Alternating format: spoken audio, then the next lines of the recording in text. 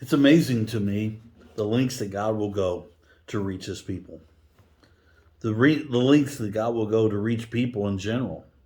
Here we have within the book of Joel a prophecy. A prophecy that says that judgment is coming, destruction is on its way, and you better get ready. Now, why is judgment coming? Because the people have sinned. They've turned their back on God. They have refused to listen to what God has to say. And so in the book of Joel, he uses locusts as an illustration of how judgment's going to come through. And there's waves and waves and waves of locusts that come in and destroy everything. They eat up the crops. They bring pestilence and disease. And it seems like there is no hope and there is no salvation that is available. And then right in the midst of all of this that is going on, we hear these words: for everyone who calls on the name of the Lord will be saved. Even now, even in the midst of their disobedience, even now in the midst of their rebellion against God, he is saying, hey, just turn back to me. Just cry out to me. Just ask, and I will be there for you. Now, it's no surprise that these verses gets transported into New Testament as well. They get taken from the pages of the Old Testament, which God is talking about judgment against the nation of Israel, and they get transported and almost like they get new life brought into them, because we see in Romans that once again these words are spoken: for anyone, for everyone who calls on the name of the Lord will be saved.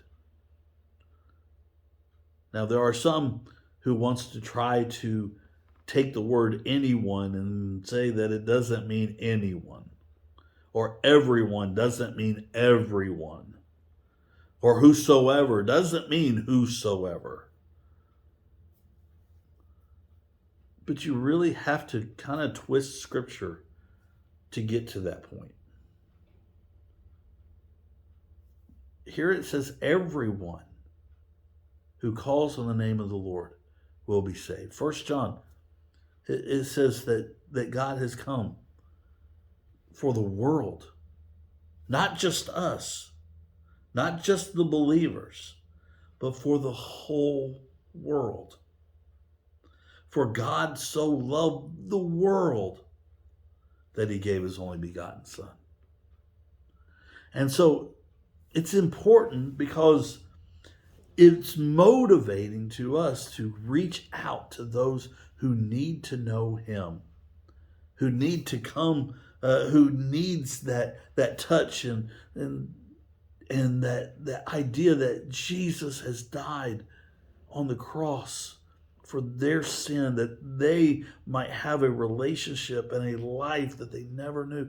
And it's available. If only they would call on the name of the Lord. And of course, we know that the tug of sin is strong and the way of death is compelling, and it's more comfortable to stay where you are in the way that you are than to step out into something new. But that something new is salvation. That something new is joy.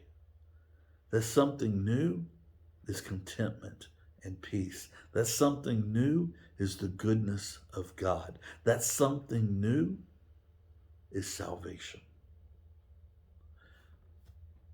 Will you call on him if you haven't done already? Will you depend upon him if you haven't already? And if you have, will you stay steadfast in that? Will you rejoice in that?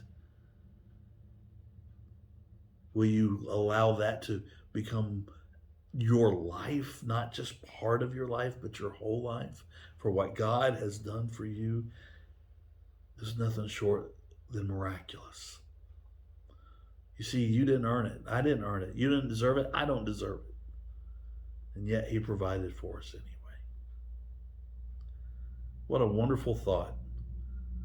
Maybe this would be a good time after this video is over to stop and to give thanks to God for the great salvation that he has given all of us.